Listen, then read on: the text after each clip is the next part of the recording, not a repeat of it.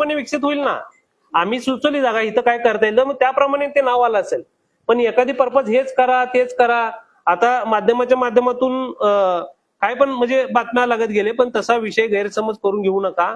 आम्ही कुठलीही जागा या ठिकाणी विकणार नाहीये. उलट सोलापूर शहरवासियांना एक चांगलं प्रोजेक्ट आपण या ठिकाणी करत आहोत. आणि जे काय आता सकाळी काँग्रेसची पुढारी बसले तिथे येऊन जे काय गोंधळ घातले, गटनेते चेतन नोरटे वगैरे असतील, प्रताप चव्हाण असतील, हे सर्वजण यांना पण देखील माहित आहे की बीओटी त्यांच्या टायमाला बीओटीचे किती प्रकल्प सक्सेस झाले. आज शासनाने जी आर काढून ह्यांची कार्यपद्धती बघा शासनाची कशी आहे. शासनाने जी आर काढून मग ते बीओटीला आपण पुढे चाललो. आणि ह्यांच्या पद्धतीचं कसं होतं तर महानगरपालिकेमध्ये ह्याच्या आधीचे बीओटी का बरं सक्सेस झाले नाहीत. बरेच बीओटी प्रकल्प स्वतः महानगरपालिका करत होती, म्हणून रेट ऑफ म्हणजे एक्सप्रेशन्स ऑफ इंटरेस्ट जो आपला होता तो कसा होता होता ठरवण्याचा अधिकार महानगरपालिका करत होती.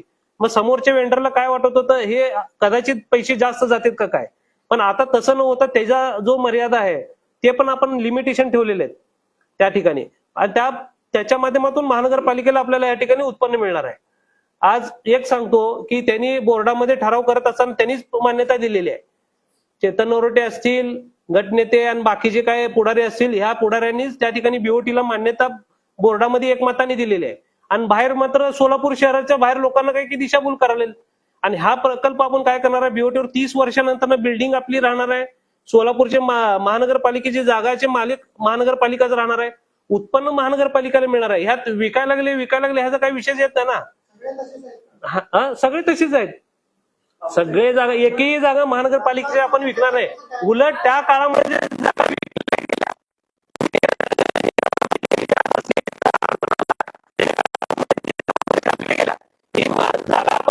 उलट भाजप सरकार भारतीय जनता पार्टी आम्ही या ठिकाणी बसतो.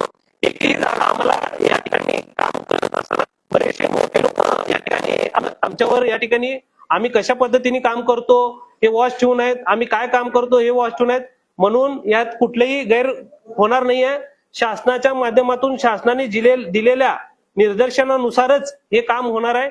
आणि महानगरपालिकेची मालकी या प्रत्येक जागेवर अबाधित राहणार आहे आणि वेळोवेळी उत्पन्न या ठिकाणी मिळणार आहे.